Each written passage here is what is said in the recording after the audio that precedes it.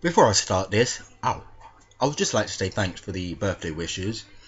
Now on to the match that I played today. A hat-trick was scored and it was ruthless, no mercy was given. It was the sort of hat-trick that people could do nothing except for applaud. Oh yes, it was that good. Just a shame that the hat-trick was scored by the other team. And to tell the truth, I have no idea whether they actually scored 4 goals or 5 goals, or whether someone else actually got their hat trick as well. Yeah, we lost badly.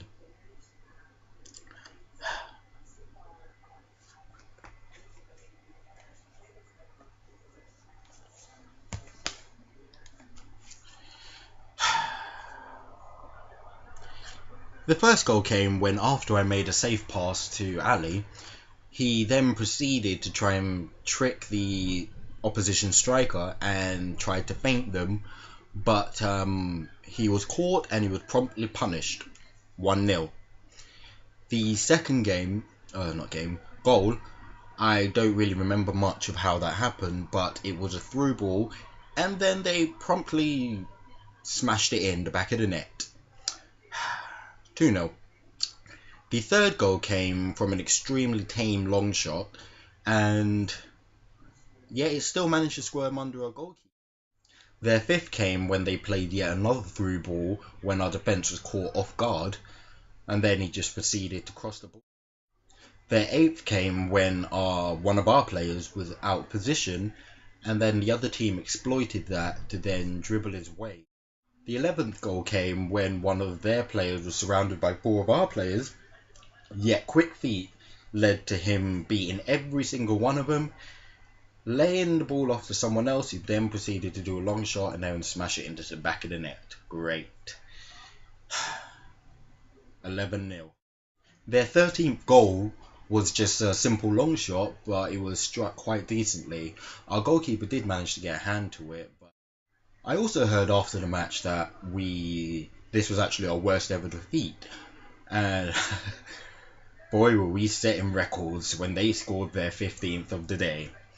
Such a simple goal too. It started off on to number 23.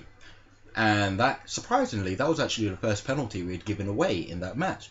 And to make matters worse, he then proceeded to chip on to number 31. And you'd think we'd be playing for pride by now, but when their goalkeeper decides to get in on the action and scores from a corner, it just makes matters worse. And it just didn't really help when they... No, I'm actually kidding, because it wasn't actually that bad. We actually only lost 15-0. Also,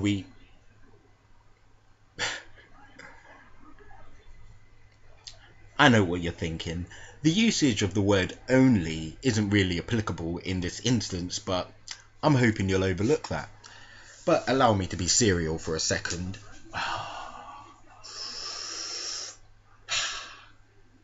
What was that? No, seriously, what was that? Do you honestly have no pride? I mean, yes, I fully expected us to lose from the start. And yes, David, I know we've talked about this, but this doesn't mean that I was just going to roll over and then make it easy for them. But when you turn up to the pitch and you see 10 players and nearly everyone else just fighting for themselves and just looking out for themselves, it's hard to see anything but a loss. Some of you really do need to take a look at yourselves and ask, what can you do to better yourselves? Because giving up when you're losing 14-0, 2-0, 3-0, 100-0 is not the way to go. Too many of you persist with the same mistakes over and over. Too many of you do not do anything to fix those mistakes. With that being said, what right do the same people have to comment on what others do? What right do you have to comment and negatively criticize those people for any mistake that they make? I understand that some people just aren't good at dribbling, and some people aren't fast, some people aren't that great at passing. I understand that, and I will never, ever have a go at you if you mess up because of that.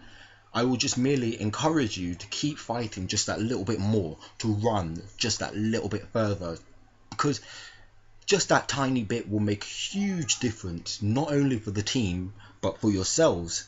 If you can work harder now, think of the benefits that it will have for you tomorrow, and then the day after, and then the match after that.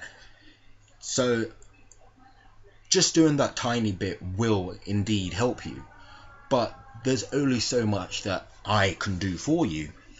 Um, next season though, we next season we may actually possibly have a weaker squad because some people I know are actually leaving and they're actually just finishing with our team. Yet I'm going to stay. Why is that? Um, Simply because I want to help you change your mentality, because I want to make you better players, and whether that means I have to give you advice or I have to train with you, I will help you any way that I can, because I'm going to step up for next year. But you need to give me something. You need to want it for yourself as well. Pardon me.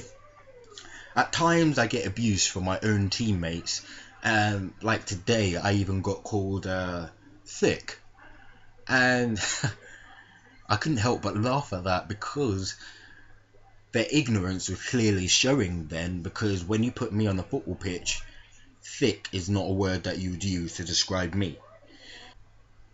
Alright, alright, alright, alright, alright, alright, alright, alright, alright, alright.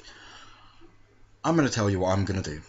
We've got 2 more games, one next week against the same team, hopefully we'll put in a better performance, and then we've got one the week after, which I won't be attending as that's when the MCM Expo is, and then there is some five-a-side tournament on the 1st of June, and I'll probably be attending that. That being said, what then? I talked to my co-workers about this, and a lot of them say the same thing, and it all makes sense really. After all of this is finished, I'm gonna take a 2, maybe 3 week break, and then I'm getting back into action for pre-season. Actually, to make that a little bit clearer, I'm going to get back into training before pre-season, in time for pre-season. That should clear up a bit.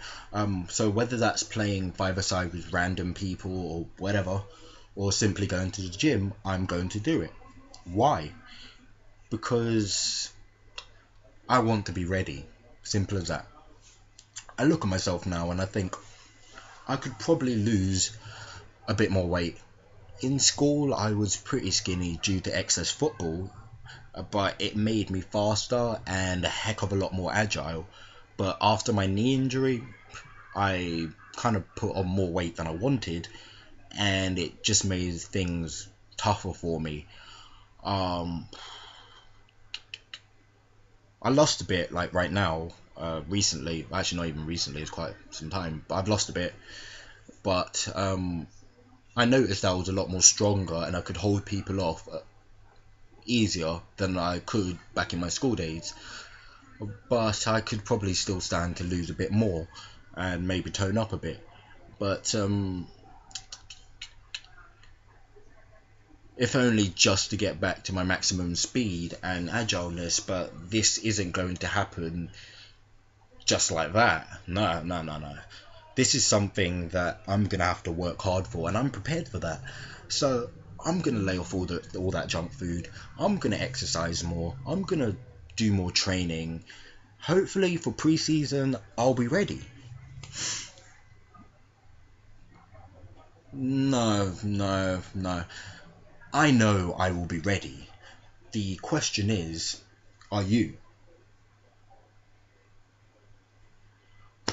Ladies and gentlemen, I am the Samba Magician. Accept no substitutes.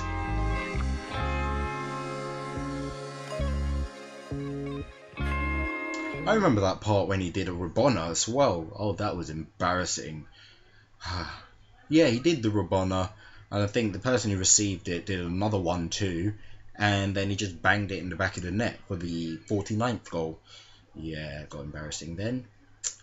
For the 50th goal, it was a long ball up the pitch, and then after a couple of 1-2s, which no one closed the player down. Again, a bit similar to the 49th goal and the 27th for that matter. He just did another goal number. We'll skip that. Yeah, we'll skip that as well. Goal number 73. The goalkeeper actually got the ball, dribbled it some ways, did a 1-2 with the centre midfielder. Funnily enough, he did the McGeady turn, not very well, because what do you know about the McGeady turn? Goal number 97. Ooh, this one with a beat. What? There's no way that happened. Especially not with a spatula. Goal number 98. Yeah, the spatula returns. Goal number 99. Okay, do you know what? There is actually nothing on here. It's just completely blank. I'm just making all of this up. We're not that bad.